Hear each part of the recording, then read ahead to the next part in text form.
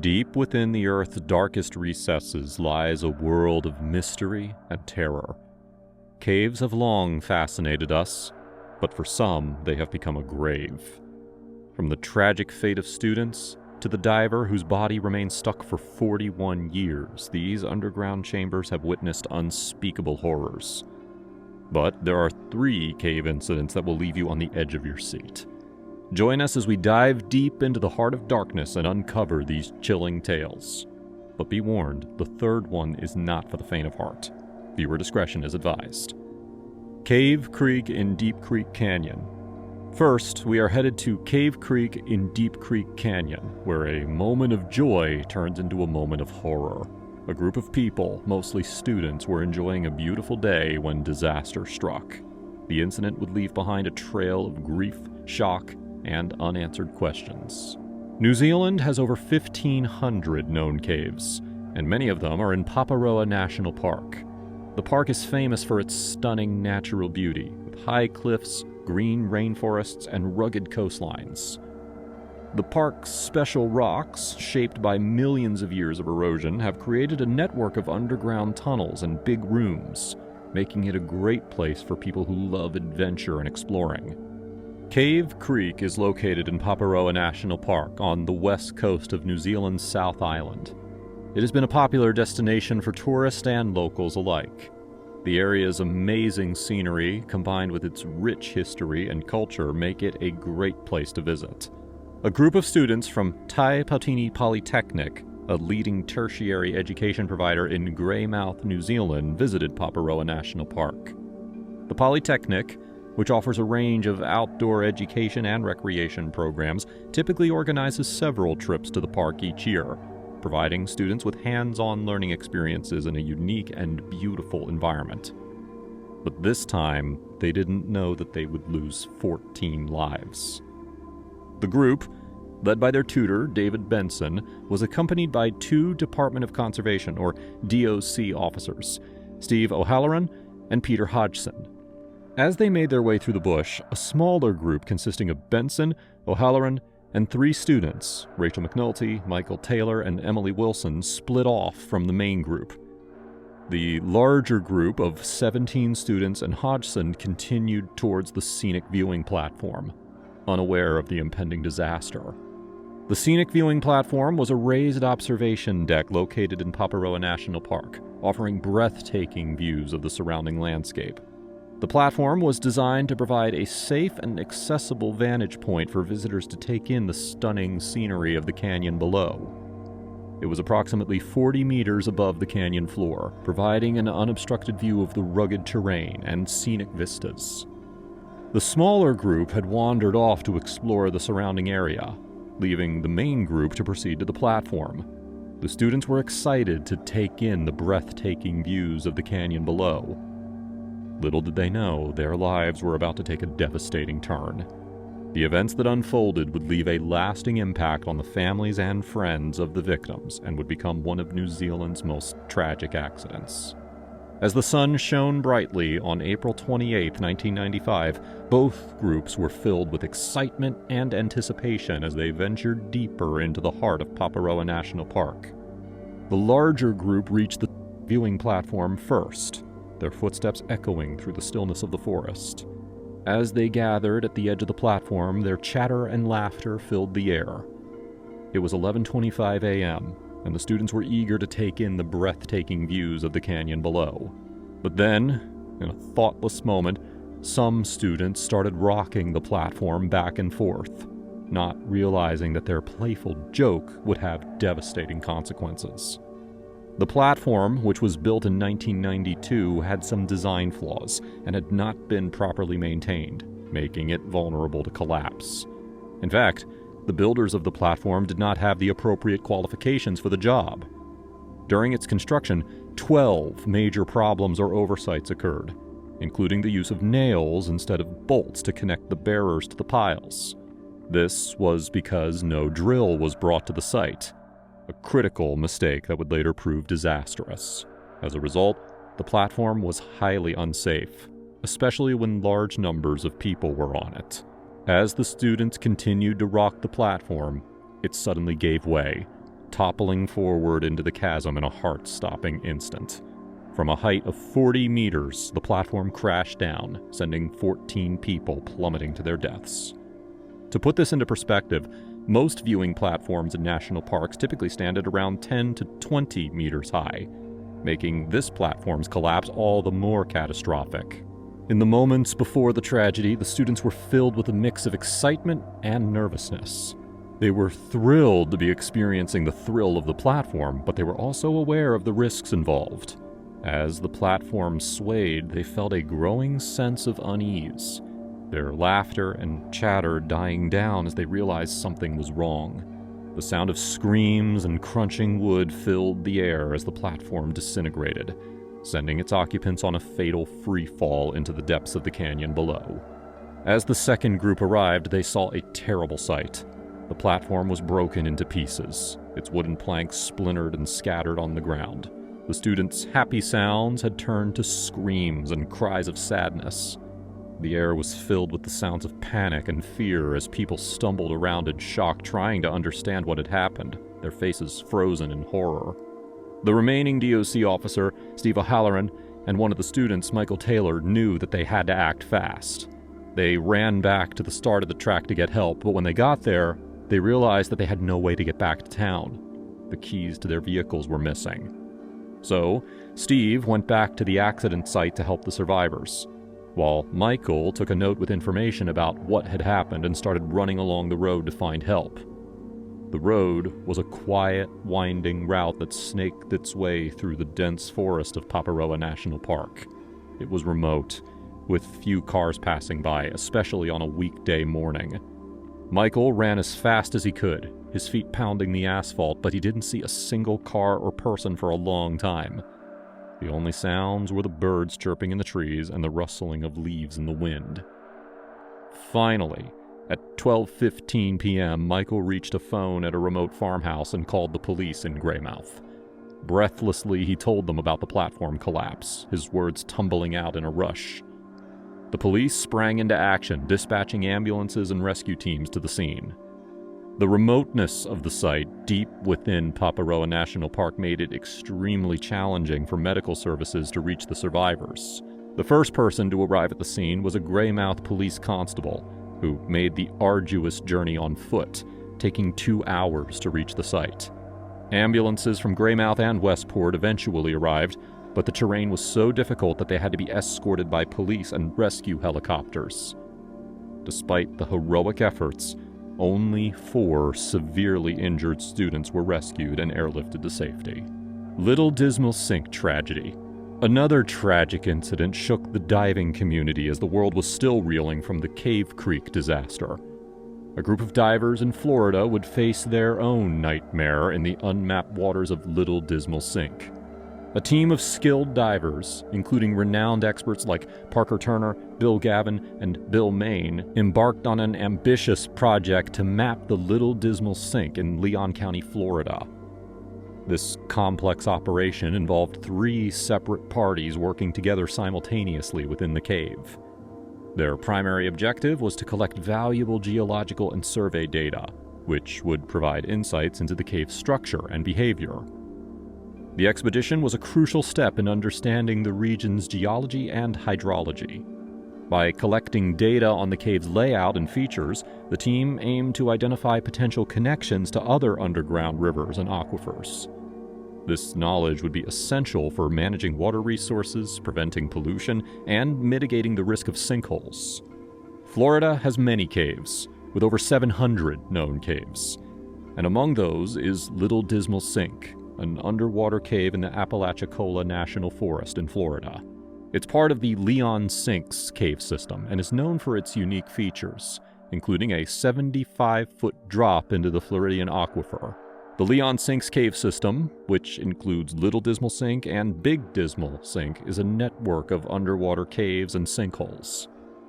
Big Dismal Sink is a separate cave located in the same area as Little Dismal Sink. It is known for its large entrance and extensive underwater passages.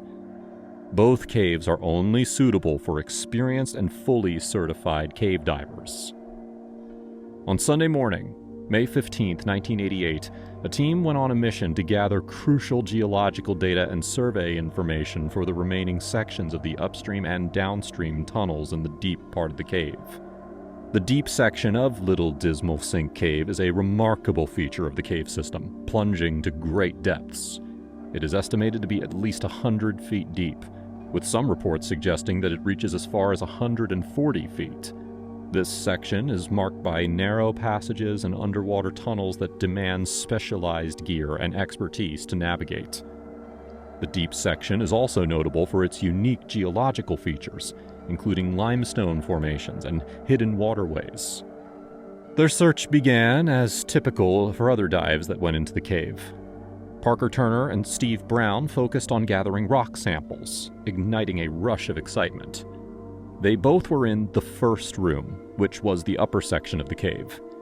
This area was characterized by its high ceiling and relatively calm waters, making it an ideal spot for collecting samples. The first room was also known for its unique geological formations, including towering stalactites and stalagmites that rose from the cave floor.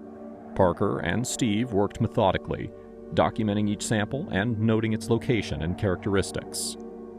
Meanwhile, Bill Gavin motored ahead to the downstream tunnel to continue the survey.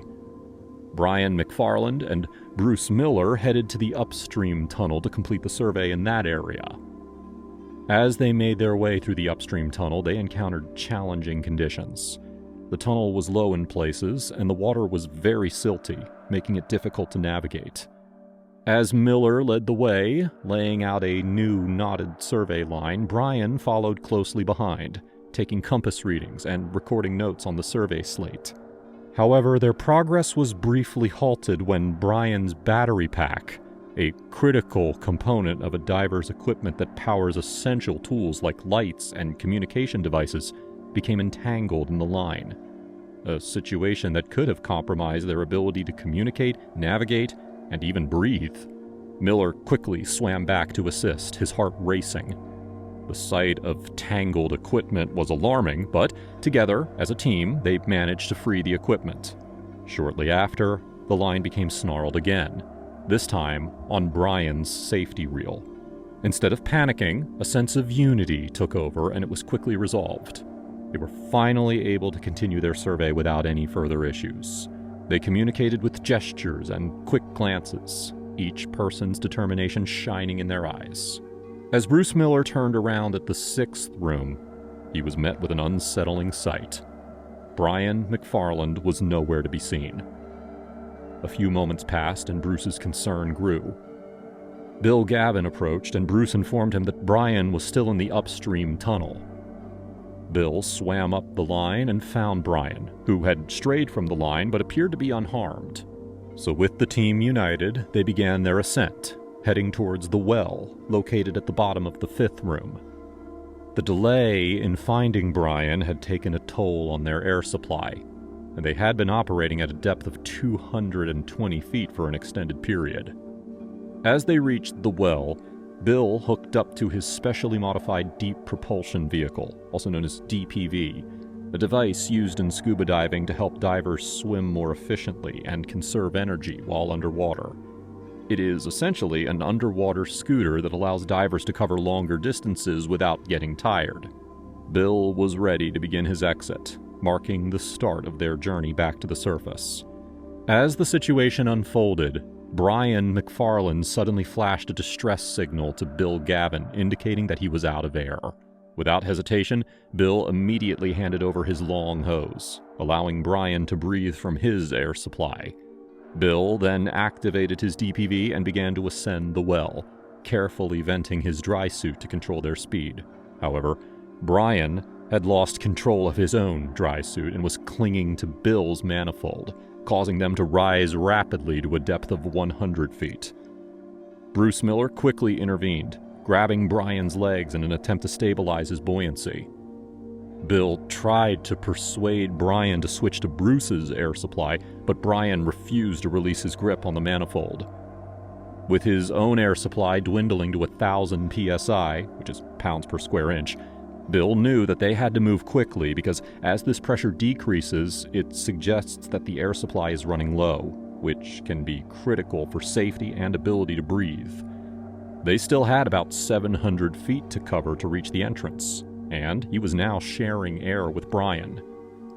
Bill powered the DPV, with Brian and Bruce clinging to him, and they began their ascent through the cave system. They navigated through the fourth room, the shortcut, and into the second room, making progress, but with Brian struggling to breathe. Bill realized that this was going to be a close call. As they approached the duck under the first room, they experienced another sudden ascent, this time from 110 feet to 60 feet in depth.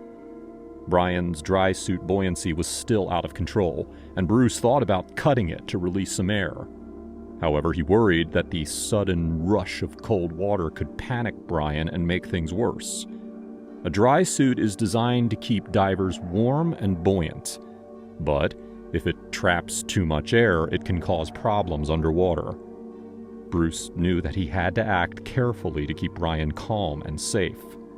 They finally reached the balcony and entered the low-bedding plane passage before the restricted portion at the cave entrance.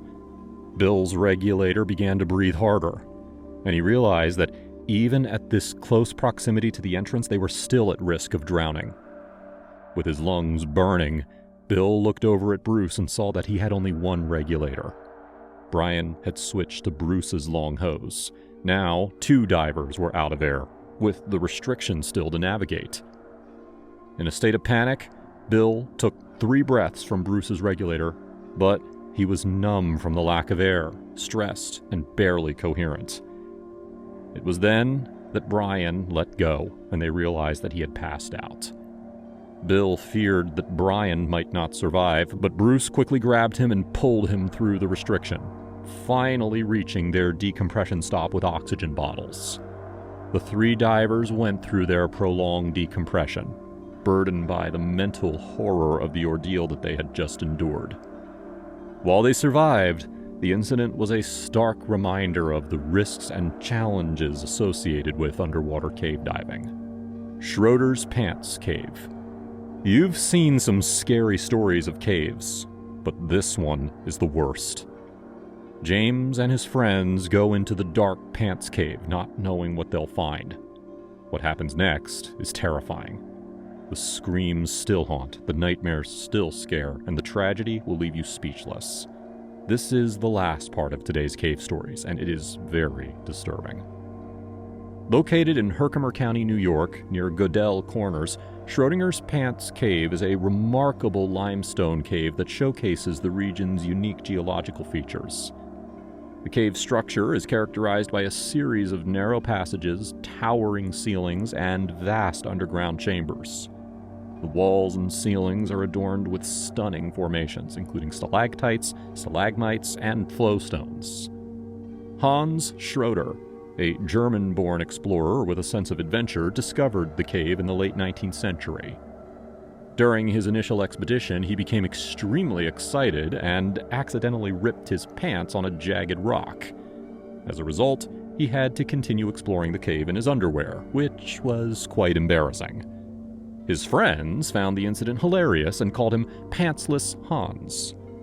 Over time, the cave itself came to be known as Schroeder's Pants Cave, a humorous reminder of Schroeder's awkward yet amusing mishap. November 15, 1965 was a typical northeast winter morning, cold and snowy. James, a 23-year-old adventurer, set out to explore the local Schroeder's Pants Cave in Dolgeville, New York with his 2 friends, Haiti Miller and Charles Bennett. The 3 friends had met at the Boston Grotto of the National Theological Society and were all active members. James was an avid and enthusiastic young caver, always prepared for his adventures. He had even won an award from the National Biological Society for his outstanding scientific papers. As they trekked through the knee-deep snow, James's excitement grew. He had been to the cave entrance before, but this time he was determined to explore its depths. His friends were equally eager, and they made their way to the cave together. Little did they know that this adventure would turn into a tragic event that would change their lives forever. James was a seasoned caver, but this cave had its own secrets and dangers. The group was about to face a challenge that would test their skills, their friendship, and their will to survive. James and his friends set out to explore the cave, but they should have been more prepared.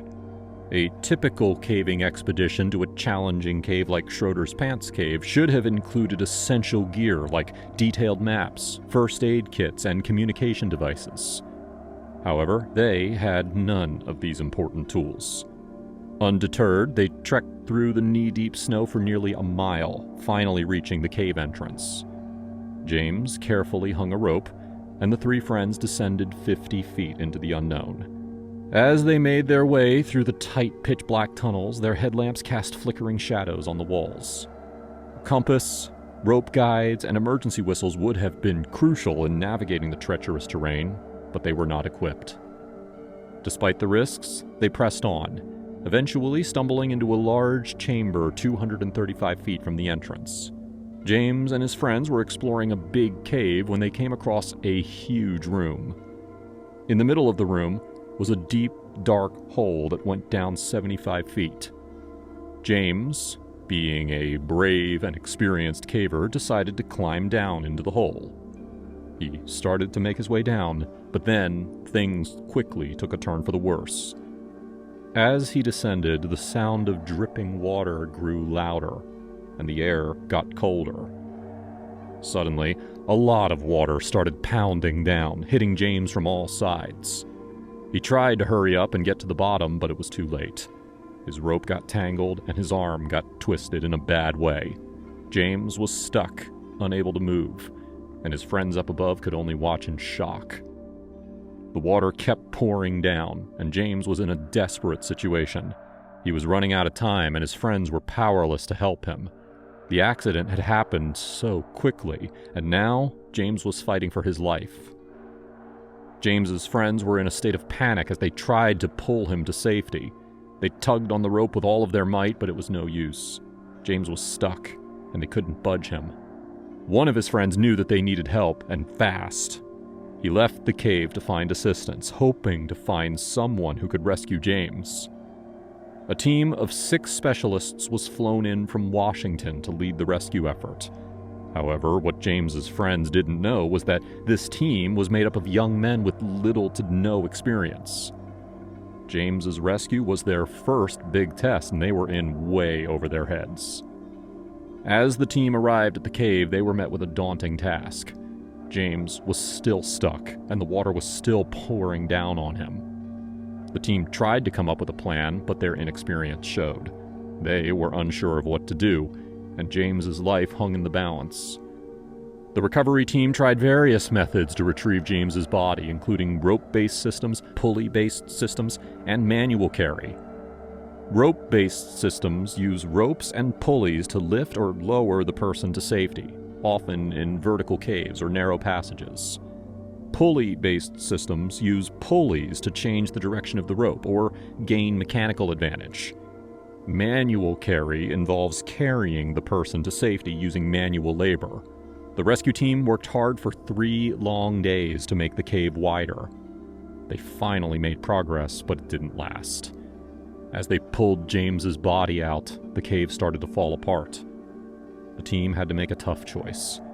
They cut the rope, and they slowly lowered James's body back down into the cave. When the human body is exposed to cold water for an extended period, it can experience a range of physiological changes, including a cold shock response, rapid drop in core body temperature, and increased risk of drowning and hypothermia. Well, in James's case, the prolonged exposure to cold water may have contributed to his body's inability to respond to the recovery team's efforts.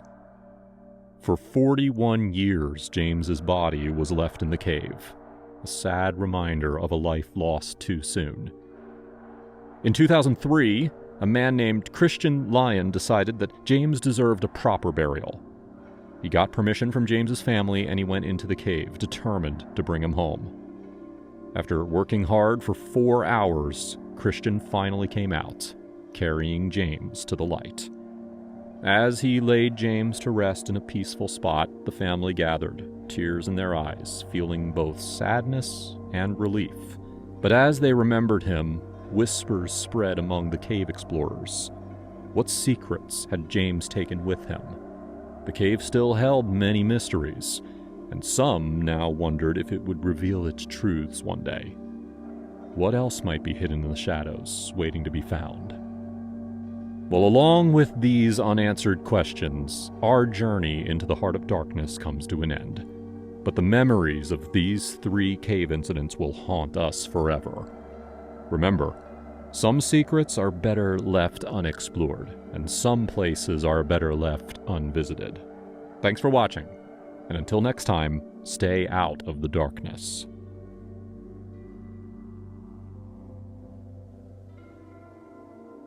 What's hidden in the darkness of caves can turn diving adventures into a nightmare. Cave diving attracts divers to find the unexplored secrets of the earth, but with some deadly risks. Join us, as today we will explore 3 cave diving stories that went horribly wrong. We have a story of a skilled diver who was left with no oxygen in the depths of the Devil's Eye Cave, and a story of friends who were stuck in 4,000-foot-long underwater passages. But we are already warning you about the 3rd one, because what happened in the freezing Plura Cave might shock you. But let's start first with the Devil's Eye tragedy of Carlos Fonseca.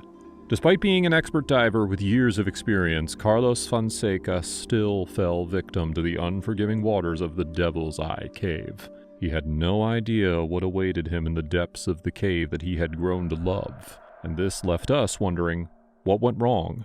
Was it an accident or a preventable tragedy? We are about to reveal the shocking truth behind his fatal mistake. Carlos Fonseca was a well-known cave diver with a love for caves that drove him to spend years learning and exploring their depths. He co-founded Great Lakes Technical Divers and was a respected figure in the diving community, admired for his fearlessness and expertise.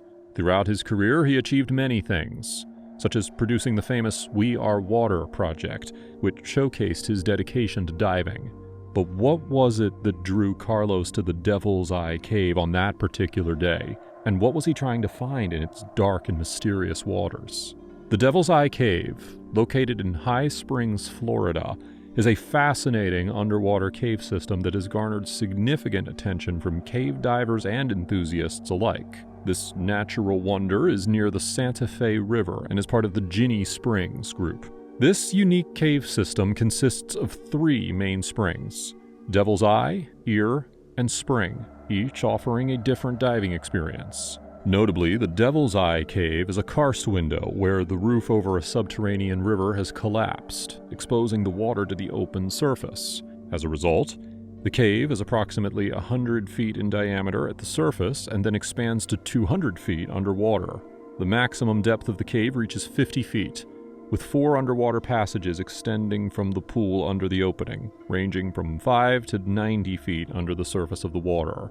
Located near the Devil's Spring Run, the Devil's Ear Cave is a canyon-like opening that showcases the raw power of nature. Water gushes from the cave opening with a nearly fire hydrant-like force, creating a breathtaking spectacle. The cave is approximately 50 feet deep and has a maximum penetration of 4,300 feet, making it a thrilling destination for experienced divers.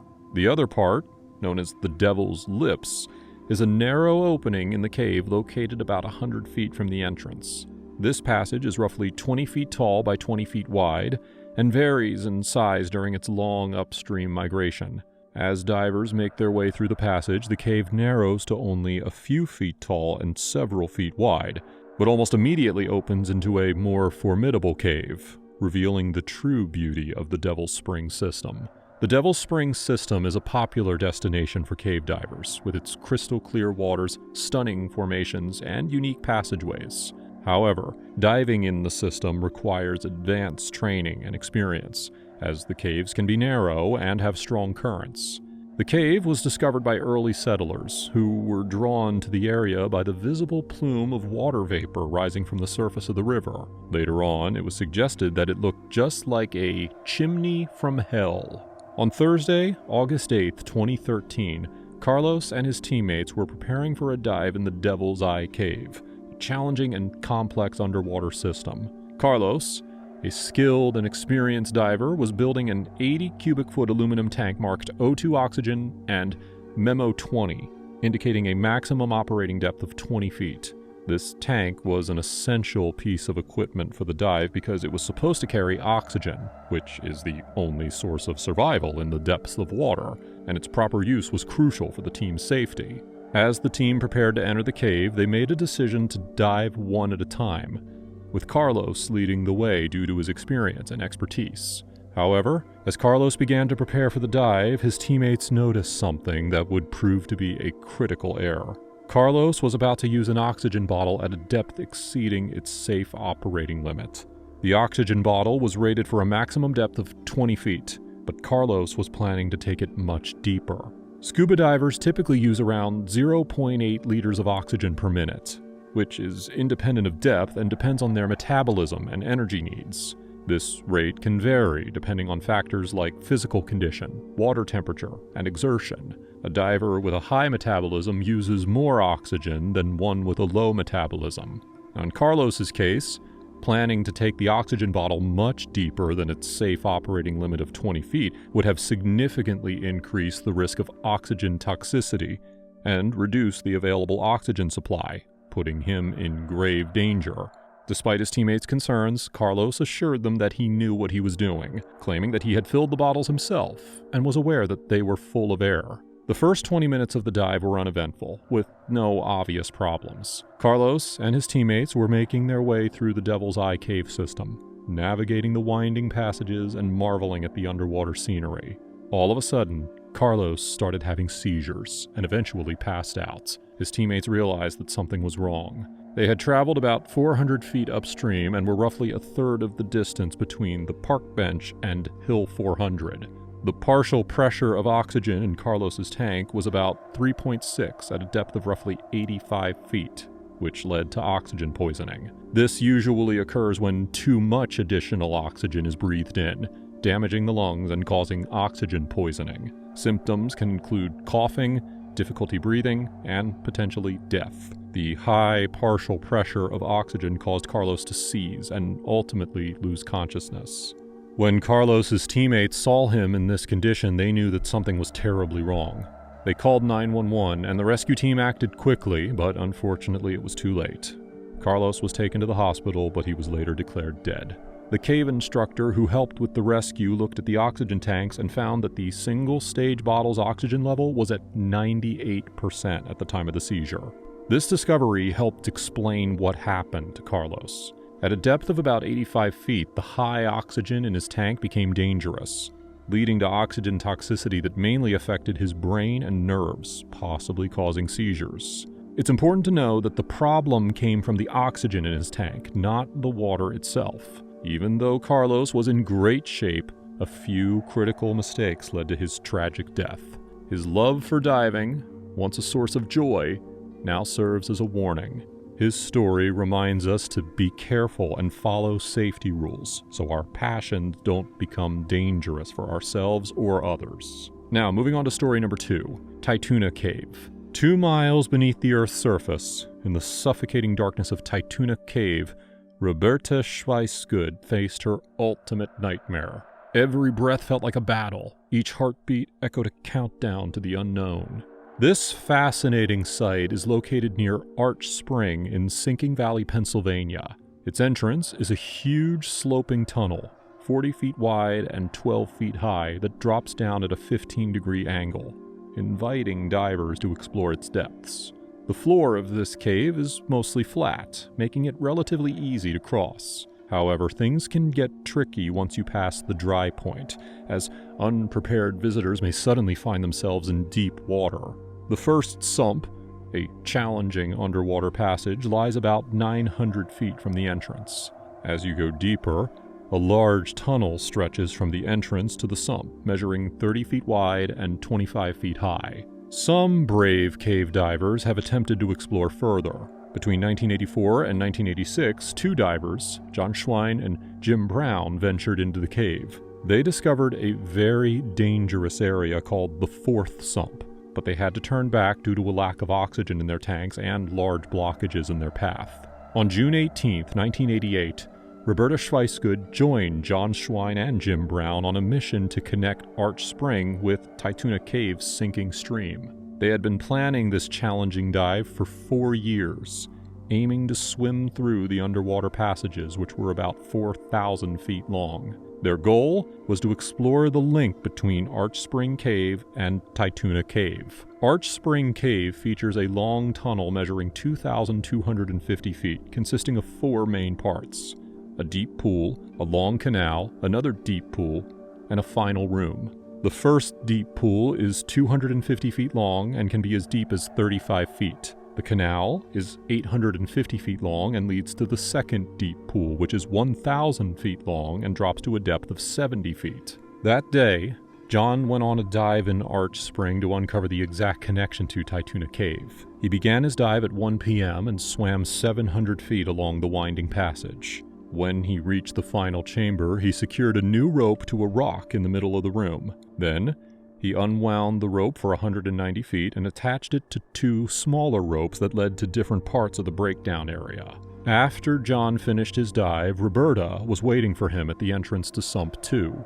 Due to the bad visibility in the cave, they had planned to do separate dives. Roberta's task was to remove the rope John had laid and measure the line's direction and depth. John exited the cave at 2:50 p.m., and Roberta entered Sump 2 to start her work. John grew increasingly concerned as the minutes turned into an hour without Roberta resurfacing. He checked his watch, and realizing it was well past the time she should have come out, he decided to search for her. He suited up, anticipating that he might find her stuck. But when he reached there, Roberta was nowhere to be found. Worried about Roberta's disappearance, John left the cave and drove to the Huntington State Police Barracks to report her missing. The authorities acted quickly, understanding the seriousness of the situation.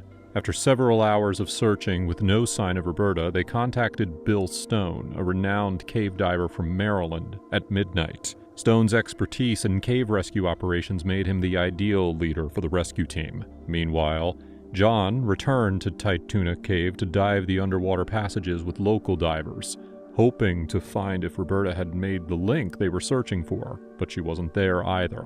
On June 19th, Bill Stone and his dive team were ready and arrived at the cave by 2 p.m. They thought Roberta might still be alive in an air pocket. That night, 2 rescuers went 690 feet into the second sump, carefully checking all the side passages. The water was very cold and visibility was almost zero, making it extremely difficult for anyone to find their way out. Despite these challenging conditions, the team remained hopeful that they would find Roberta alive. However, their hopes were dashed the next morning.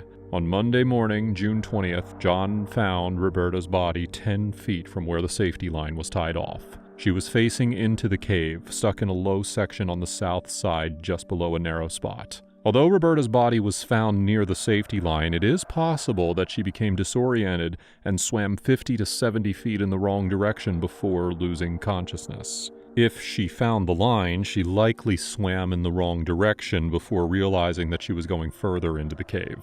The recovery team faced tough conditions, and it took 6 divers until June 22nd to bring her body out. The accident was likely caused by getting tangled in the line in very low visibility.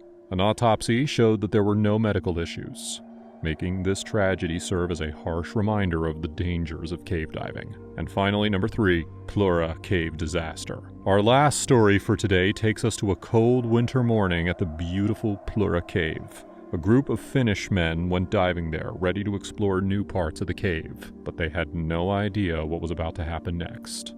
The Plura Cave is a limestone cave, also known as a karst cave, located in the eastern part of Rana Municipality, Nordland County, Norway. It is situated near the Arctic Circle and is known for being the deepest cave in northern Europe and the most challenging cave dive in the world. The cave was discovered in the 1990s by Norwegian divers, who began exploring its passageways and laying guidelines as they went. The cave has 2 entrances, Pluragrada and Steinugofrauget, which are connected by a narrow passage. The entrance to Pluragrada is located in a pond, and from there, the cave stretches for over 2 kilometers, reaching depths of up to 130 meters. The cave's passages are narrow and winding, with many restrictions and obstacles that make it difficult for divers to navigate. The water temperature is around 2 degrees Celsius, and the visibility is often limited due to the presence of sediment and other particles. Due to its amazing structure and geological features, this cave attracts many cave divers. Among these was a team of 5 skilled divers: Patrick, Jari Huotarinen, Vesa, and Jari Yosamaki, and Kai. The group felt confident after their autumn dive when Kai and Patrick connected the Pluriger and Steinnuget caves. This success inspired their February dive. Patrick was an experienced diver from that team, and he brought along his friend Huotarinen, who was excited to try the dive for the first time. The team had a complex dive plan, starting from a new entrance. They prepared extensively, reviewing every detail to ensure their safety. They traveled 15 hours from Finland to get to the site, towing a trailer packed with essential equipment. Patrick and Huotarinen cut a hole in the freezing pond and swam through the cave. After about an hour, they reached the deepest part, but when Patrick turned around to look for Huotarinen, he couldn't see him. Patrick swam back down to find him. He was stuck in a narrow passage.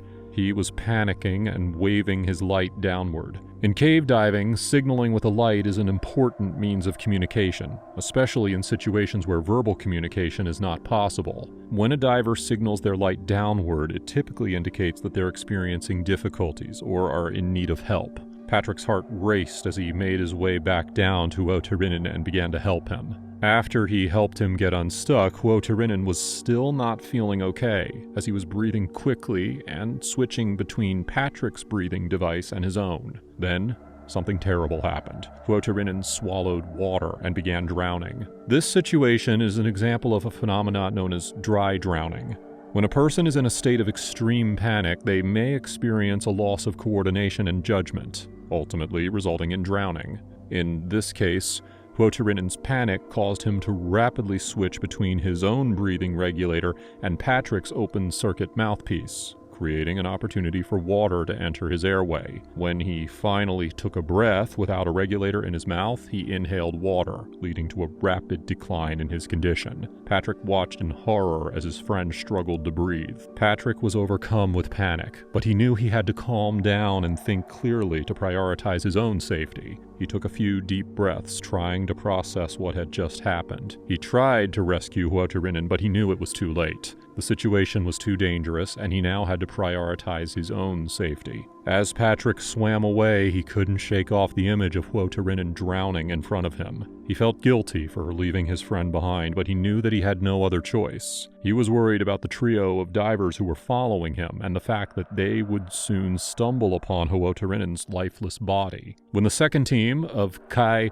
Vesa, and Yosamaki started on their descent to the cave, they remained unaware of the unfolding tragedy happening down in the depths. With fast progress, they navigated the cave system, reaching the deepest section in under an hour. As they swam through the cave, they approached the location where the incident had occurred. Vesa, leading the group, was the first to come face to face with Huotarinen's lifeless body. He was paralyzed with shock, and his initial reaction was to panic. He started to panic and tried to pull Huotarinen out, but instead, he got stuck. He squeezed between the bone and the rock, and after 15 minutes of struggling hard, he finally got through, but he was risking his own life in the process. He had used up most of his air and now had to make an emergency ascent about 80 minutes ahead of schedule. This was a serious problem, as staying without enough oxygen for much longer could result in loss of consciousness or death. Patrick saw a light coming from the cave floor and he felt relieved. He swam down and he saw that Vesa had made it through the narrow space and past Huotarinen's body. After Patrick met Vesa, he helped him with his emergency ascent and ensured his safety. Meanwhile, Yosamaki and Kai were still trying to navigate through the cave, unaware of the tragedy that had occurred. When they saw Huotarinen's lifeless body, Yosamaki quickly tried to take him out. He panicked and made the same mistake as his friend had before him.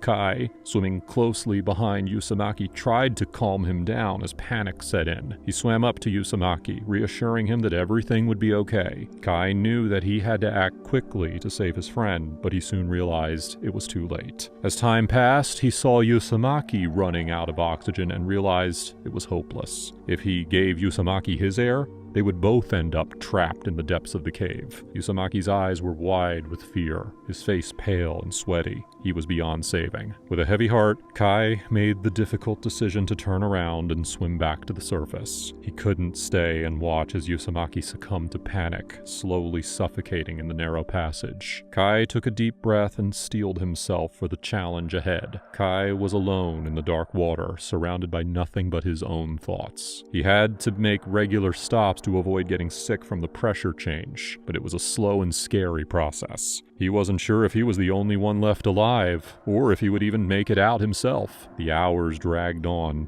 feeling like an eternity. Kai finally came out of the water 3 hours after Patrick and Vesa had already made it out. They were waiting for him and saw a light in the distance. A huge wave of relief washed over them when they realized that Kai was safe. Kai told Patrick and Vesa that Usamaki hadn't survived. The three of them were shaken by what had happened, but they were thankful to be alive. They contacted the authorities and were taken to a hospital for treatment, where police asked them questions about what happened. Recovering the bodies of Huotarinen and Usamaki proved to be extremely challenging. Initial attempts by skilled British divers failed, and officials decided that it was too risky to try again. They closed the area and banned diving, which was hard for the families and friends of the victims to accept. Despite this, the surviving divers were determined to bring their friends back. In the spring, they organized one final recovery effort. Since Kai and Vesa were still dealing with injuries and anxiety from the incident, they couldn't dive. Instead, Patrick and fellow diver Sami Pakarinen managed to retrieve the bodies of Jari Huotarinen and Jari Usamaki. This incident was a harsh reminder to respect the power of nature and never take unnecessary risks.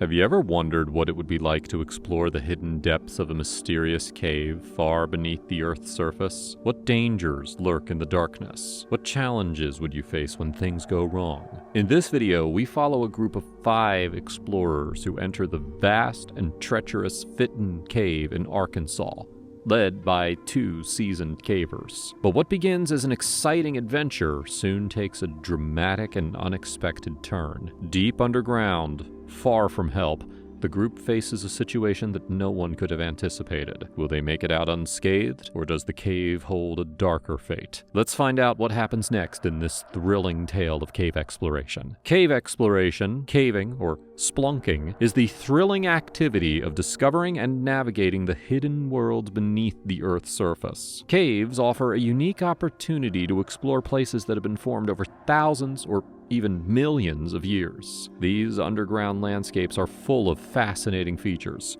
from towering stalagmites and dripping stalactites to sparkling mineral formations and underground rivers. Each cave has its own distinct beauty and challenges, making every exploration a new adventure. One of the most exciting parts of caving is the sense of mystery and discovery. Many caves are still relatively unexplored, and stepping into one can feel like entering a forgotten world.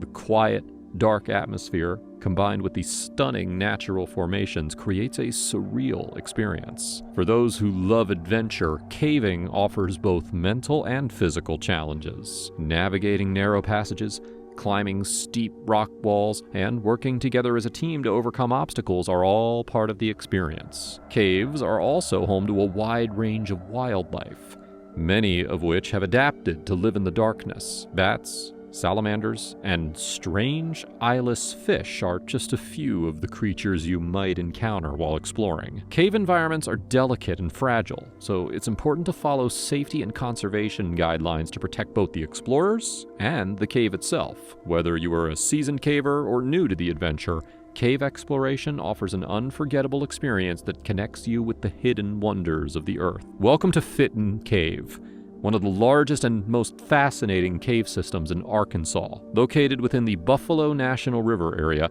this massive cave is known for its stunning and rare formations. making it a true treasure for cave enthusiasts. Fitton Cave is not only the longest cave in Arkansas, but also the second most biologically diverse in the state. It's home to unique creatures and awe-inspiring geological features that have formed over thousands of years. Unfortunately, like all caves in the Buffalo National River area, Fitton Cave is currently closed to the public. This closure is due to a deadly fungus known as white nose syndrome, which can be devastating to bat populations. Bats are essential for the cave's ecosystem, and this disease has caused a rapid decline in their numbers. The fungus can spread easily, especially by people entering and exiting caves. So, access has been restricted to protect these vital creatures. Now, despite this, the beauty of Fitton Cave's interior is well documented. The cave boasts impressive gypsum formations, including massive gypsum flowers and delicate needle-like structures that sparkle under light. Visitors in the past have also marveled at the so-called angel hair and intricate pendants that hang from the cave ceiling. Some of the most breathtaking sights include cascading flowstone waterfalls and other brilliant crystalline formations made of calcite. As you explore the cave, you'll notice how it supports a variety of life forms. The cave environment, although dark and damp, provides a habitat for unusual organisms. These creatures often have specialized adaptations that allow them to thrive in the cave's unique conditions, such as having enhanced senses and longer lifespans than their above-ground counterparts. At the cave's entrance, warm, humid air escapes, creating a noticeable breeze as you approach. A short walk from the trailhead leads to the massive entrance room, which is about the size of a football field. This grand chamber is filled with formations, some of which are no longer active, but still hold a haunting beauty. One notable formation is the missile silo, a tall column about 20 feet high that extends from the floor to the ceiling. As you move forward into the cave, you'll encounter the manhole, a small, slick opening that requires careful navigation. The manhole is known for being a spot where accidents can happen, so extra care is needed when climbing through it. Once through, you'll reach the tea room, where a small stream flows, and you might even spot a salamander or two. One of the most remarkable sections is the out room, a large space unevenly filled with rock breakdown, making it a challenge to find the exit. After climbing up a steep slope of rocks, you'll reach the roundhouse room, a truly gigantic chamber that marks one of the cave's most impressive sights. Fitton Cave is a hidden wonder beneath Arkansas's landscape, filled with natural beauty and biological diversity. Though currently off-limits, its history and magnificent formations continue to inspire awe and curiosity for adventurers and cave enthusiasts alike. On November 23rd, 1984, a group of 5 eager cavers set out to explore the depths of Fitton Cave in Arkansas. Leading the group were Mark and Charlotte Stock, 2 highly experienced cavers known for their expertise in navigating challenging cave systems. Both had spent years exploring various caves across the country, making them the perfect leaders for this adventure. The other 3 members of the group had varying levels of caving experience, ranging from several years to almost no experience at all. This mixture of seasoned adventurers and newcomers set the stage for a journey that would push their limits both physically and mentally. The group's destination was the Tenori Room, a famous chamber within Fitton Cave known for its impressive formations and the surrounding walking passages. Everyone in the group was excited, especially the less experienced cavers, who saw this as a chance to gain valuable experience. Mark and Charlotte had carefully planned the trip, making sure that everyone had the right equipment and also understood the challenges they might face. The preparation included safety gear, food, water, headlamps, and extra batteries, ensuring that they were ready for any situation. From the moment they entered the cave, the atmosphere was filled with excitement. The less experienced cavers were buzzing with anticipation, excited to see what lay ahead. The idea of going deep into a cave system, navigating through narrow passages, and exploring vast underground chambers filled them with a sense of adventure. The more experienced members, like Mark and Charlotte, were equally excited, though they had a calm, focused demeanor that comes with years of caving experience. Before they began the exploration, the group took some time to go over the plan. Mark and Charlotte made sure that everyone knew the route they would be taking and emphasized the importance of staying together. They also discussed safety procedures, including what to do in case of an injury or an emergency. This level of preparation was crucial, as caves can be unpredictable, with slippery surfaces, tight spaces, and unseen hazards lurking around every corner. The journey started off smoothly, and the group moved through the initial passages without much trouble. The cave was dark and humid, with the occasional sound of water dripping echoing through the chambers. As they ventured deeper into Fitton Cave, the passages became more challenging, requiring the group to climb over rocks and navigate narrow gaps. The excitement among the group members continued to grow, especially for the newcomers who were experiencing the thrill of caving for the first time. After several hours of exploring, some of the less experienced cavers began to tire. Although the adventure was exciting, the physical demands of climbing and maneuvering through the cave were starting to take a toll. Mark and Charlotte, ever the careful leaders, decided that it was time to start heading back to the entrance. They wanted to ensure that everyone made it out safely and without overexerting themselves. In an effort to build the confidence of the less experienced members, Mark and Charlotte allowed them to take the lead during the journey back. This decision gave the newcomers a sense of responsibility and an opportunity to practice their navigation skills. During one of their rest stops, the group engaged in a conversation about cave rescues. The experienced members, Mark and Charlotte, explained how difficult and dangerous rescues can be in deep and complex cave systems. They even touched upon the grim topic of flat rocking, an extreme and controversial idea where, in some particularly challenging cases, it might be easier to dispatch an injured person than to attempt a near impossible rescue. Just 10 minutes after this conversation, the unexpected happened. Steve Tkach, a 30-year-old member of the group, was climbing a steep flowstone slope when he suddenly slipped. The wet, slick surface of the slope caused him to lose his footing, and before he knew it,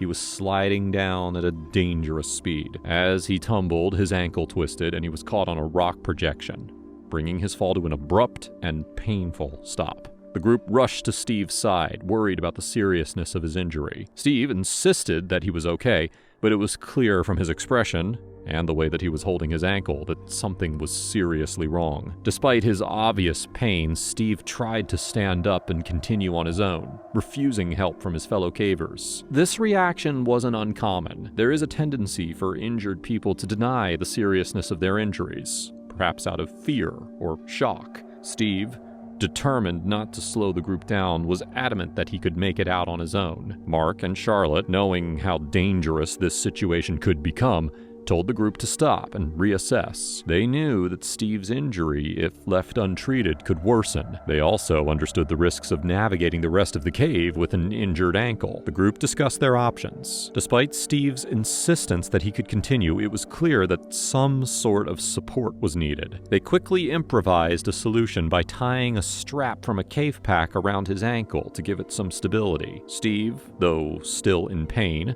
agreed to this temporary fix and was allowed to continue moving under his own power, albeit slowly. The journey back to the entrance became far more challenging with Steve's injury. What had been a fun and exciting adventure now turned into a tense and cautious retreat. The rest of the group had to stay close to Steve, helping him over obstacles and making sure that he didn't put too much weight on his injured ankle. The pace was slow, but they were making progress. As the hours passed, the situation became more serious. Steve's pain was increasing, and the makeshift strap was no longer providing enough support. Mark and Charlotte realized that they needed to step up their efforts to get him out as quickly and safely as possible. They decided to split the group, with Mark leading the others to go ahead and alert rescuers, while Charlotte stayed with Steve to ensure that he didn't aggravate his injury further. The cave environment, with its tight spaces and uneven terrain, made the rescue effort all the more difficult. Moving Steve through some of the narrower sections was slow and required careful planning. However, the group's teamwork and Mark and Charlotte's leadership made a difference. They worked together to support Steve, and after what felt like an eternity, they finally reached the entrance of the cave. Once outside, they were able to call for medical help. Steve was taken to a nearby hospital where it was confirmed that his ankle was severely injured. The fall had caused multiple torn ligaments, and surgery was required to set the bones and install steel pins. Steve spent the next 9 weeks in a cast recovering from the injury. Now, looking back at the incident, it was clear that Steve's initial denial of his injury could have made things worse. If the group had not insisted on stopping and supporting him, his attempt to walk on his broken ankle might have caused further damage. This situation showed the importance of not only physical preparation, but also mental readiness when it comes to cave exploration. Injuries can happen at any time, and it is important to take them seriously, no matter how small they may seem. In the end, the group's adventure in Fitton Cave turned out to be more than just an exploration of beautiful underground passages. It became a lesson in teamwork, safety, and the unpredictable nature of caving. Thanks to the quick thinking and experience of Mark and Charlotte, as well as the determination of the entire group, a potentially disastrous situation was managed, and everyone made it out of the cave safely. As we conclude this incredible cave exploration story, we are reminded of the unpredictable nature of caving and the importance of teamwork and preparation. The adventure inside Fitton Cave was thrilling and challenging.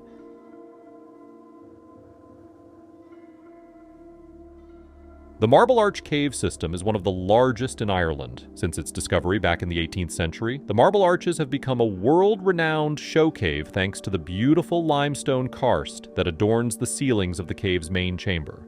But even though the cave has been well developed with plenty of safety features added over the years, the cave still remains a dangerous place for would-be explorers. In 1995, a group of 10 cavers found themselves trapped in a section known as Cradle Hole, which sparked a huge rescue operation. And since then, there have been many more rescues over the years in Ireland's Marble Arches. Grab your lamps and brace yourself as we find out who made it out of the Marble Arches, and as we mourn those that weren't lucky enough to escape the deadly tunnels deep beneath the Irish wilderness. In 1732, Reverend and Dean of Killaloe, William Henry, became the first person to publish a written history of the above-ground section of the cave in his book, A Natural History of the Parish of Killashire, by Rev. William Henry, rector of it. In his book, he wrote about the spring of water where the Claddagh River exits the underground aquifer and continues its flow on the surface. He also describes 3 large sinkholes that would later lead spelunkers to discover the Marble Arches. William Henry descended into one of the sinkholes, but he only made it about 300 feet into the cave before returning back to the surface. Over 100 years later, in 1895, Lister Jameson and Edward Alfred Martel ventured over 1,000 feet into the cave using a canvas boat.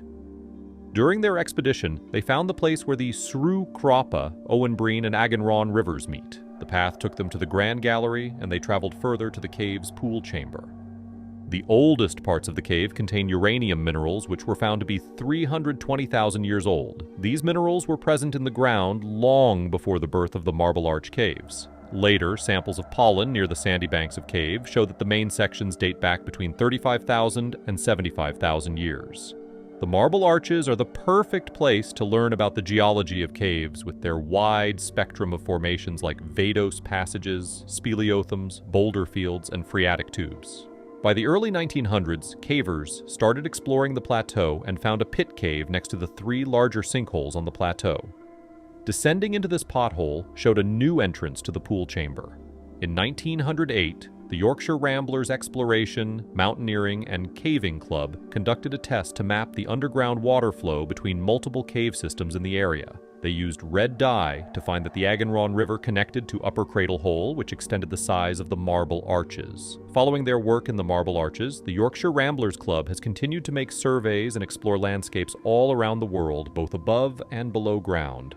The discovery of the connection at Cradle Hole was monumental. Cradle Hole itself was a natural wonder, and it would become one of the most defining parts of the Marble Arches caves. Cradle Hole is a 492 feet by 328 feet doline that's divided into an upper and lower portion by various sumps.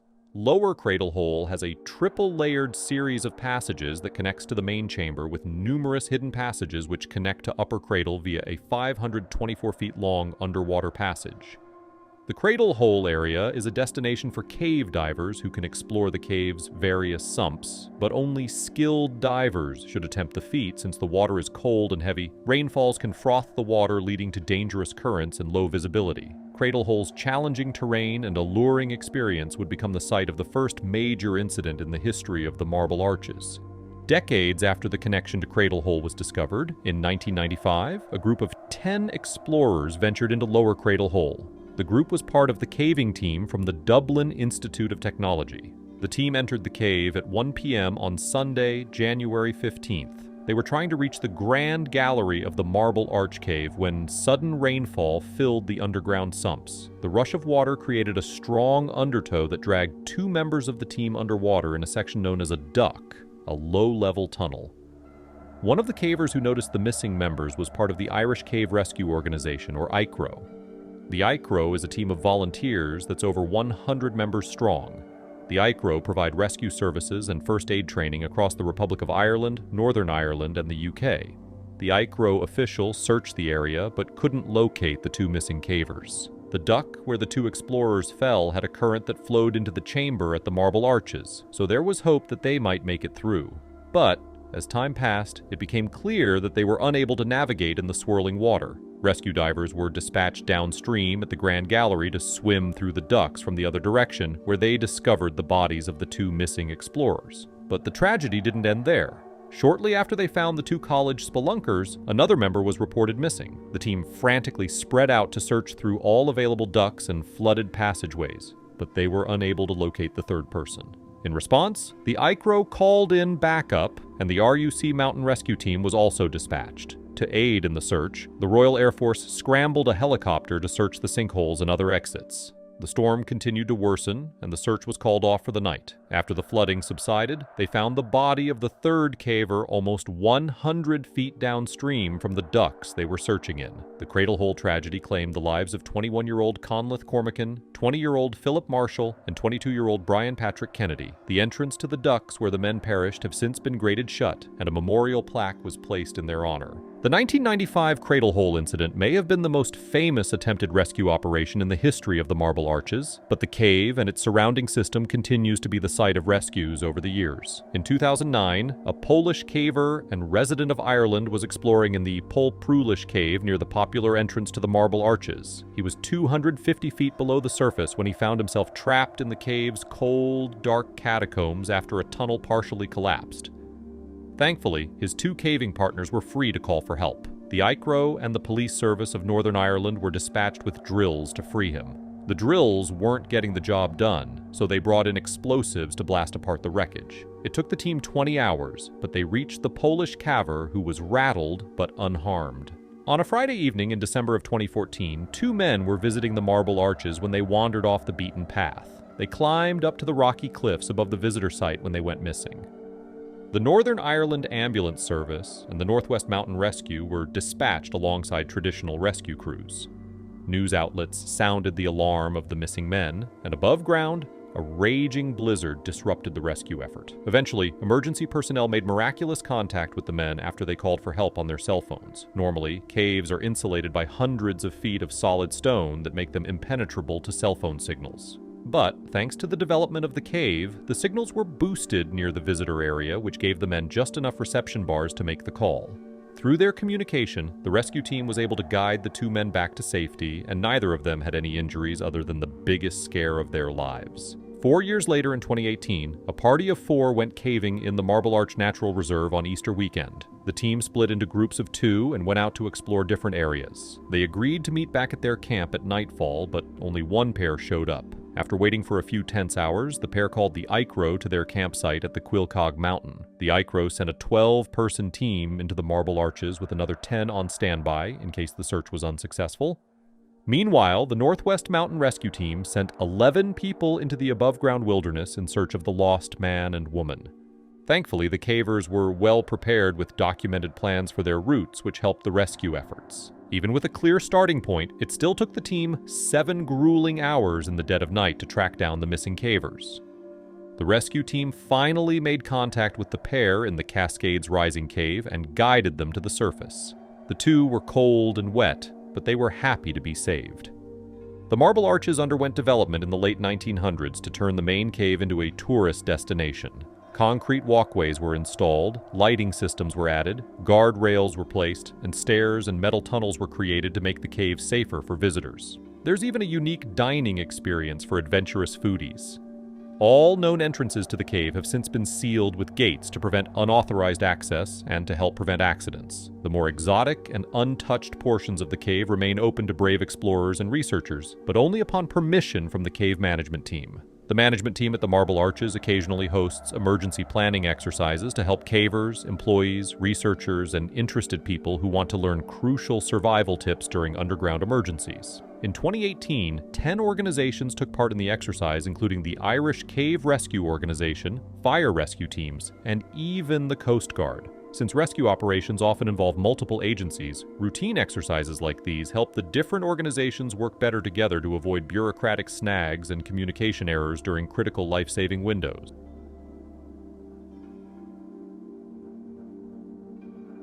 Have you ever wondered what lies in the dark, hidden depths of a cave?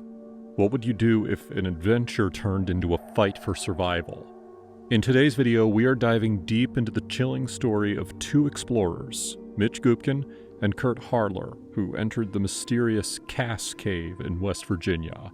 Armed with their gear and excitement for exploration, they descended into one of the most dangerous caves in the region. But soon, things took a terrifying turn. As the icy water roared and time ticked away, they faced challenges they never expected. Will they make it out? Let's unravel this intense and gripping story of survival, determination, and the unknown. Welcome to the underground wonders of West Virginia. If you're looking for a thrilling new adventure, you're in the right place. West Virginia is a state full of natural beauty, and one of its hidden treasures lies beneath the surface. The caves of West Virginia are some of the most incredible places you can explore. Whether you're an experienced cave enthusiast or just curious to learn more about these mysterious underground worlds, you're about to discover a whole new side of nature. West Virginia is known for its stunning mountains and rolling hills, but many people don't realize what lies beneath them. Throughout the state, especially in the eastern and southeastern parts, you'll find natural caves formed by the slow dissolving of rocks like limestone and dolomite. Over many thousands of years, groundwater carved out these intricate and fascinating systems, leaving behind a landscape that's both beautiful and mysterious. With cool temperatures of around 52 degrees year-round and high humidity, West Virginia caves provide a unique and otherworldly environment that feels like stepping into a different realm.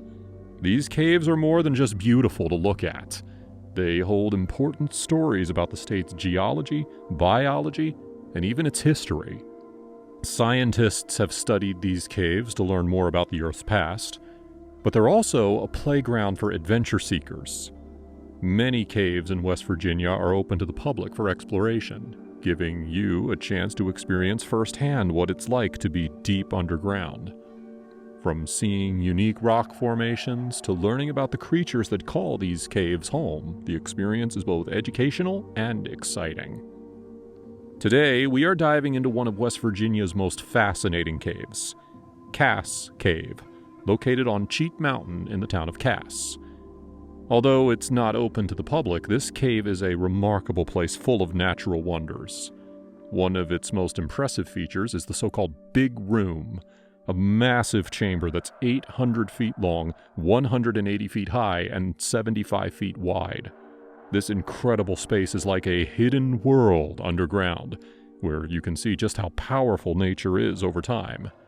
Cass Cave is also home to the tallest underground waterfall in both West Virginia and Virginia, known as Lacey Suicide Falls. The waterfall drops an astonishing 139 feet, making it a breathtaking sight. However, the name of the falls is misleading. While a tragic event did happen in the cave, it occurred near a smaller drop close to the entrance, not at the waterfall itself. Though the cave remains off-limits to most people today, it once captured the attention of adventurers and photographers alike. In June of 1964, National Geographic featured a stunning photograph of a caver climbing a wire ladder right next to the waterfall. The image, taken by Huntley Ingalls, was lit by flashbulbs and showed the raw beauty and challenge of exploring Cass Cave's hidden depths. Now, even though we can't visit this cave ourselves, its history and natural features make it an exciting topic to explore. From its giant chambers to its stunning waterfall, Cass Cave is a true wonder of West Virginia, offering a glimpse into the incredible underground landscapes hidden beneath the state's mountains. In 1984, at around 1 p.m. on Saturday, December 1st, Mitch Gupkin, a 20-year-old with a growing passion for cave exploration, and his friend, Kurt Harler, decided to take on the challenge of exploring Cass Cave in Pocahontas County, West Virginia. Both were eager cavers with a strong thirst for adventure and discovery. Now, for Mitch, this wasn't his first time entering Cass Cave. He had been inside once before, which gave him a sense of familiarity.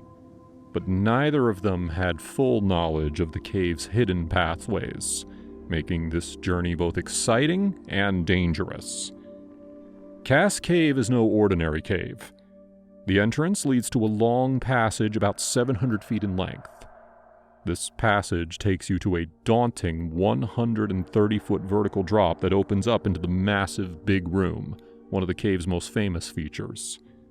To make things more intense, a surface stream flows into the cave, running along the passage and pouring over the steep drop into the Big Room.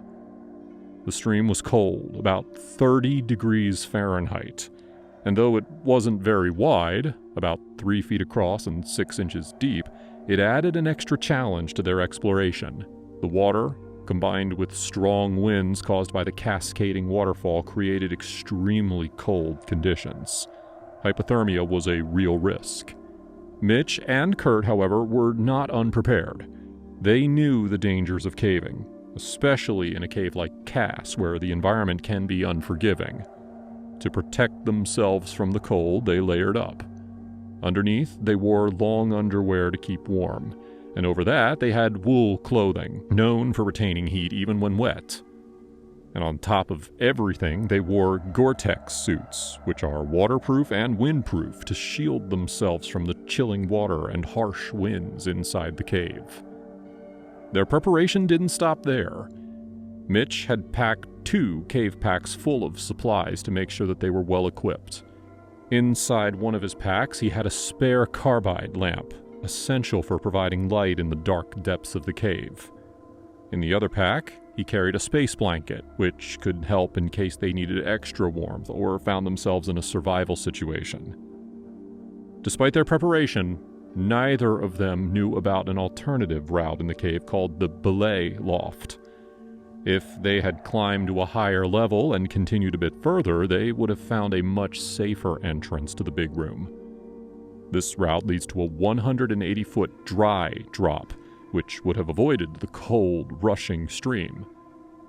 But, unaware of this option, Mitch and Kurt pressed forward, eager to explore the cave in their own way. Their passion for caving pushed them to keep going, despite the cold and difficult conditions. For them, cave exploration was more than just a hobby. It was a chance to test their limits and experience the hidden beauty of the underground world. The thrill of venturing into the unknown and discovering new parts of the cave kept them motivated, even as the challenges mounted. With their gear and excitement, Mitch and Kurt were determined to make their mark on Cass Cave. They knew that caving required skill, bravery, and preparation, and they had all 3 in abundance. As they went deeper into the cave, they were driven by the excitement of what they might find, knowing that each step brought them closer to the heart of one of West Virginia's most remarkable caves. Mitch and Kurt were determined to push forward. They rigged their nearly new 300-foot rope to avoid the main flow of water. It seemed like that they would only be hit by the spray from the waterfall, not the full force of it. Confident in their setup, Mitch began his descent. He lowered himself about 50 feet down the drop, stopping at a small ledge where he could rest. Kurt followed him down without any issues, joining him on the ledge. However, once they reached the ledge and felt the full power of the icy spray hitting them, they started to reconsider their plan. The cold was intense, and the risk of hypothermia was becoming very real. After a quick discussion, they decided to retreat and end the expedition early. Kurt started to ascend the rope first. Though he was soaked by the freezing spray, he managed to climb back up without much difficulty. When it was Mitch's turn to ascend, things took a troubling turn. For reasons that aren't entirely clear, Mitch ran into trouble on the rope. He called up to Kurt, asking for help. Kurt, hearing the distress in Mitch's voice, descended partway back down to establish contact. They talked to each other briefly, and it became clear that Mitch was in real trouble. Kurt realized that this was more than he could handle alone, and outside help was desperately needed. So at around 6 p.m., Kurt climbed out of the cave and raced to a nearby residence to call for help. The situation quickly escalated, with the sheriff's office, state police, local rescue squads, fire departments, and the National Cave Rescue Commission, or NCRC, being alerted. Word spread fast, and soon a rescue operation was underway. Meanwhile, Mitch was still in the cave, trapped on the rope, enduring the freezing conditions of the waterfall. Coincidentally, 4 experienced cavers from Pittsburgh were camped nearby. They heard about the emergency and immediately set out to help. When they reached the cave's entrance and arrived at the 130-foot drop, they were shocked by what they found. Another group of 3 cavers was just about to descend, completely unaware that Mitch was in serious danger only 60 feet below them. The Pittsburgh cavers quickly informed the group and took charge of the situation. They decided to use the safer route, the belay loft, which would allow them to descend into the big room without having to pass through the dangerous waterfall. This entrance, a 180-foot dry draw, provided a better option for rescuing Mitch. One of the cavers descended from the belay loft and stopped level with Mitch, now only 60 feet away from him. What they saw was devastating. Mitch was still on the rope, hanging in midair. His body was in a partially inverted position, about 6 feet below the ledge that he had stopped on earlier. The full force of the freezing waterfall was now crashing down on him. His body appeared limp and lifeless, and despite the rescuer's shouts, there was no response. The frigid water had been pounding him for hours, and it was clear that he was in critical condition. This information was quickly relayed to the surface team via walkie-talkie. By 8:30 p.m., more rescuers began arriving on the scene, but the conditions inside the cave were brutal. The freezing water and strong winds made it nearly impossible to work effectively. At first, the only extra protective gear available was a wetsuit top, which one of the rescuers put on before attempting to reach Mitch. After examining the situation closely, the worst was confirmed. Mitch had died from the exposure and the force of the waterfall. The focus of the mission then shifted from a rescue to a recovery. However, retrieving Mitch's body was no easy task. Several attempts were made to haul him up the drop using various methods, including a block and tackle system, but each attempt failed. The powerful water and the complex positioning of Mitch's body made the situation incredibly difficult. Finally, after many hours of effort, the rescuers decided to lower Mitch's body to the bottom of the 130-foot drop. From there, they hauled him up to the belay loft, where his body was safely evacuated from the cave. The recovery operation, which had started the previous evening, was only completed at around 4 p.m. on Sunday.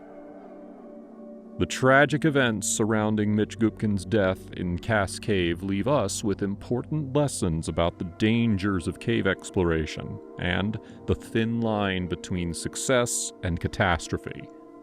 When rescuers finally reached Mitch, they found that his Mitchell rig, a standard ascending system used by cavers, was in good working order. This suggests that the equipment itself wasn't at fault, but rather the circumstances combined with human error and the harsh environment. Inside one of his packs, the space blanket that he carried appeared to have been hastily stuffed back in, indicating that he had likely tried to use it but was overwhelmed by the situation. It's possible that Mitch initially tried to ascend, but struggled with getting over the first ledge. This difficulty was likely made worse by the early onset of hypothermia, which would have impaired both his physical strength and his mental clarity. Hypothermia is a dangerous condition that sets in when the body loses heat faster than it can produce it. In Mitch's case, the freezing water and cold winds inside the cave created an environment where his body temperature would have dropped rapidly. Despite their preparations, including wearing layers of wool and waterproof Gore-Tex suits, the cold proved too much.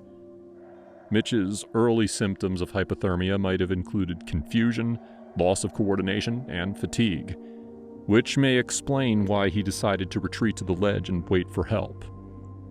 However, after Harler left to get help, Mitch's situation became even more precarious.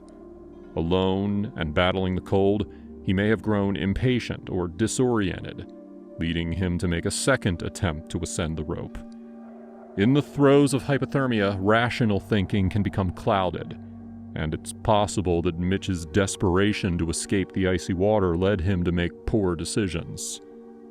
Whether he lost his patience or simply couldn't tolerate the cold any longer, he tried to ascend again, but failed.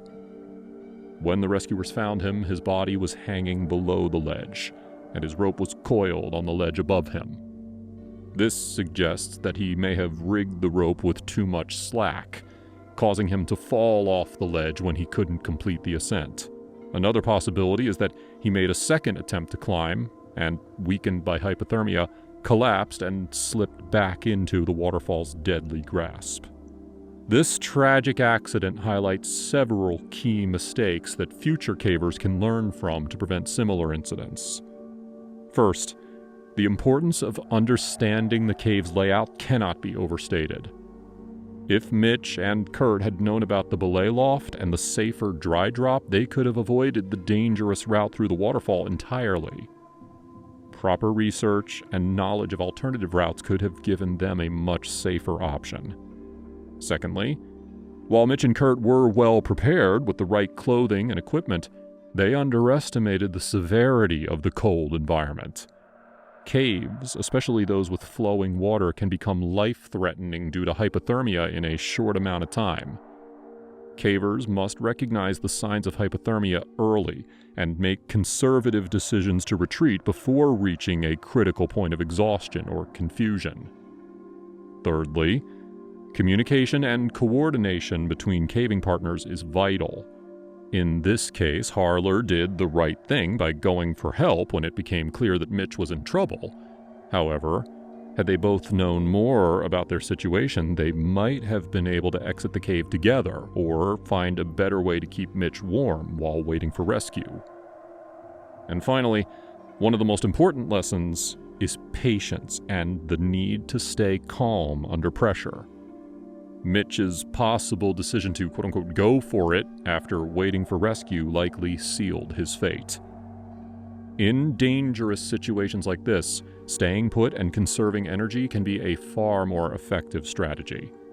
Panic, combined with the effects of hypothermia, can cause even experienced cavers to make deadly mistakes. In conclusion, the loss of Mitch Gupkin was a tragic outcome that serves as a sobering reminder of the risks involved in caving. The combination of difficult terrain, freezing temperatures, and human error led to a situation that spiraled out of control. By better understanding cave environments, preparing thoroughly, maintaining clear communication, and recognizing when to retreat or stay put, future cavers can reduce the risk of such accidents. Mitch's story is one that should be remembered by the caving community, not just as a tale of loss, but as a lesson in the importance of safety, knowledge, and respect for the underground world.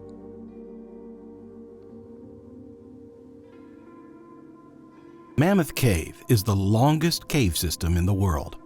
The cave system spreads out across 52,830 acres at Mammoth Cave National Park in Kentucky, while making it almost double the length of the second longest cave system. Explorers have unearthed human remains at the site. Some were part of ritual burials, and others died while exploring the cave's vast tunnels. The allure of Mammoth Cave brought explorers from far and wide to search for new entrances, and one intrepid explorer found a separate cave that became the site of a rescue operation that captivated the entire country. The most recent rescue operation in the Mammoth Cave area even happened earlier this year in 2022. Grab your lights and get ready to explore Mammoth Cave and the small cave nearby, which was home to one of the most tragic caving accidents in history. History and geography. Mammoth Cave is made from layers of limestone, otherwise known as strata, with a layer of sandstone on top. Both of these materials work together over millions of years to develop the cave's intricate tunnels, and they combine to make the cave stronger and more resistant to tectonic shifts.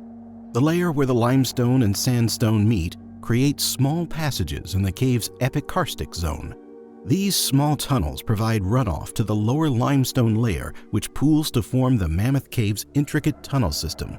The above-ground rivers lead to the southern region of the cave to create an enormous sinkhole known as the Cedar Sink, which extends 300 feet into the earth. The bottom of the Cedar Sink has a massive drainage area, which spreads out over 7 acres. The longest passage of Mammoth Cave stretches out to an astonishing 420 miles.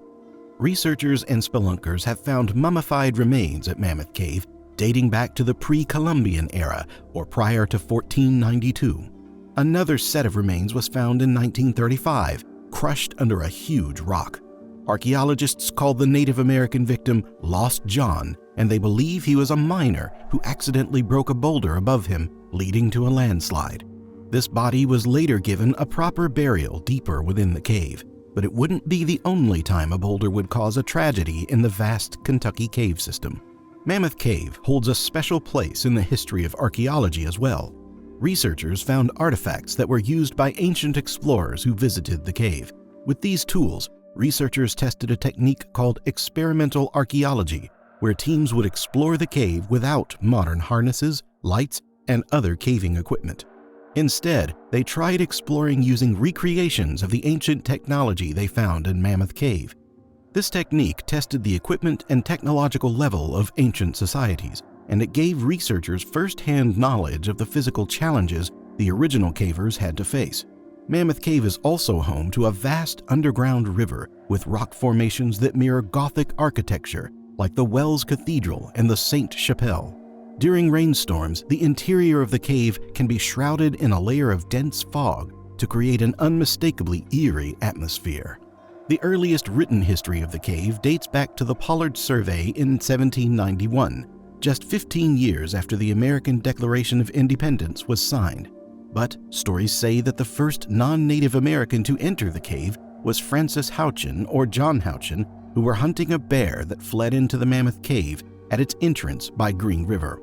Shortly after it was first surveyed, Valentine Simons began mining the cave for saltpeter, one of the major ingredients in old gunpowder. For the next 50 years, the cave was bought and sold until Stephen Bishop began exploring the cave. Stephen was one of the first African-American cavers. At the time, he was forced to work in the cave since emancipation hadn't taken place yet. In spite of his tragic work conditions, Stephen became one of the first people to map out Mammoth Cave as he braved depths that no one had ever ventured to before. He served as a guide for tourists, and he christened the majority of the cave's famous features, and many of these names still stand to this day. Floyd Collins and the Mammoth Frenzy. In the early 1900s, Mammoth Cave was at the heart of the Kentucky Cave Wars, where local companies fought to attract tourists to the various caves in the area. Landowners and cave tour guides would sabotage competitors with fake signs to drive people away from Mammoth Cave, since it was the biggest attraction in the area. Eventually, the cave became accessible by steamboat, and numerous explorers tried to map out the cave over the next few years until 1925, when Floyd Collins traveled to Mammoth Cave, turning it from a local tourist hotspot to a national news headliner. Floyd Collins was an American caver born on July 20, 1887. He started exploring caves when he was just 6 years old, and he was already well on his way to becoming an entrepreneur. Even at this early age, Floyd was searching for Native American artifacts to sell to tourists who were visiting Mammoth Cave. At 13, Collins discovered his first cave on his family's farm. He named it Donkey's Cave, and he continued to find more caves like the Dosey's Dome Cave. In 1917, Collins excavated a rock breakdown to discover a sinkhole leading to a new cave. He dubbed it the Great Crystal Cave, or the Great Onyx Cave, which is a part of the Flint River cave system, and it would end up connecting to Mammoth Cave. Since the cave was on his land, his family did their best to turn it into a tourist attraction. The cave was breathtaking, but it was too impractical to be a tourist destination, so Collins searched for another cave that he could show off to get a slice of the revenue from the ongoing Kentucky Cave Wars. Because of Mammoth Cave's huge attraction, Collins wanted to find another entrance to the cave to capitalize on the namesake and win over more customers. A few weeks later, and Collins found a small hole. He dug around it and found that this hole was a cave entrance. He called it Sand Cave and began advertising the cave. Collins spent over 12 hours every day working to excavate a larger pathway to Sand Cave and create his new tourist destination. A new entrance or a coffin? On January 30th, 1925, Collins was crawling through tight, narrow tunnels when he found a grotto chamber. Excited by his discovery, Floyd took extra time exploring the place, and he lost track of how low he was on lamplight. He quickly left the grotto and tried to speed through the tight passages to the surface. In his frantic rush, he jerked, knocking over his lamp. As the flames died out, leaving him in a casket of darkness, Floyd's sudden motion sent up a vibration on the side of the passageway, knocking a 27-pound boulder that pinned his leg to the floor of the cave. As a veteran caver, Floyd could easily lift the boulder in normal circumstances, but he was stuck in a cramped crawl space, and he didn't have the proper leverage to move the stone. He was trapped 150 feet from the exit of Sand Cave. When Collins didn't arrive home, his business associates went searching for him. They quickly found that he was stuck in the unexcavated cave, and they sent him crackers for some nourishment as they formulated a plan. The team quickly assembled fellow cavers, engineers, and geologists across the state to rescue Collins. They sent him an electric light so he could see, and the bulb helped provide some much-needed warmth in the damp crevice. The team worked around the clock for weeks. On February 4th, the passage Collins initially entered collapsed in 2 different places. The rescue ops determined the entrance unsafe, so the team brought in miners to dig a shaft to extract Collins from the cave. Meanwhile, the story spread like wildfire in the cave-crazed region of Kentucky.